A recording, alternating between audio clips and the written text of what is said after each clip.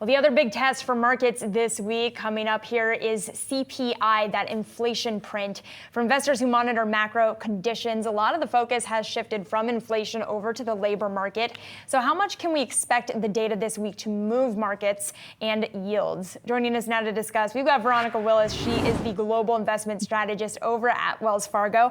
Veronica, it's great to speak with you. So talk to me about the degree to which you anticipate the inflation data that we're expecting out tomorrow to move markets.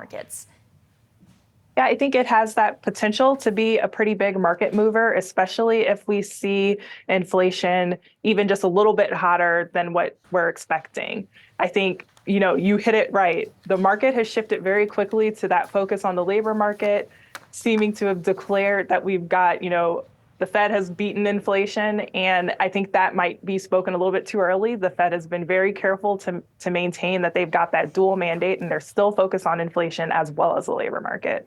So is that not fully being priced into the market? And I guess when you talk about the fact that the risk of the inflation print coming in slightly hotter, what do you then anticipate the equity market reaction to be? I think the market has priced in that inflation will continue to cool, but I think that the risk is to the upside with inflation, and that's not really being priced in. So if there are any surprises with tomorrow's report, if there are any surprises the rest of the year with inflation, that could be a catalyst for some market volatility. You talk also about expecting in the fourth quarter of 2024, both equity and fixed income price chops starting to position for a better 2025. What does that tell us about how you're thinking about positioning specifically in the fixed income space?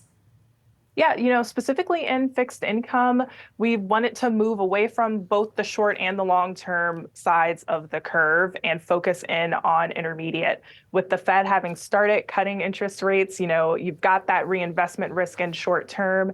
And we also think we've seen that peak in long-term rates. And so really just moving to the middle of the curve there in anticipation of rates continuing to come down next year.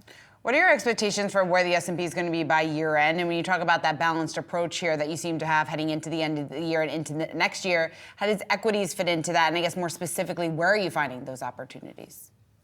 Yeah, we think we're going to see some more volatility through the end of this year. Our, midpoint target is 5,400 on the S&P 500. So we do see the potential for a pullback.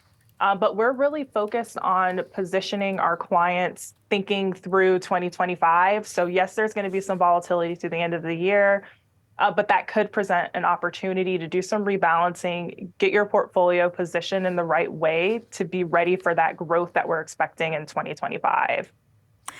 And Veronica, I do want to ask you about the tech trade. To what extent do you anticipate tech being the biggest driver of gains for this market moving into the end of this year and early next year?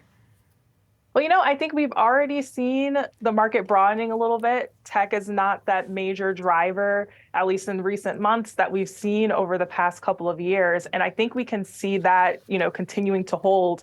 We've been encouraging our clients to, diversify outside of the tech sector. We're not unfavorable there. We want a neutral kind of full allocation to tech.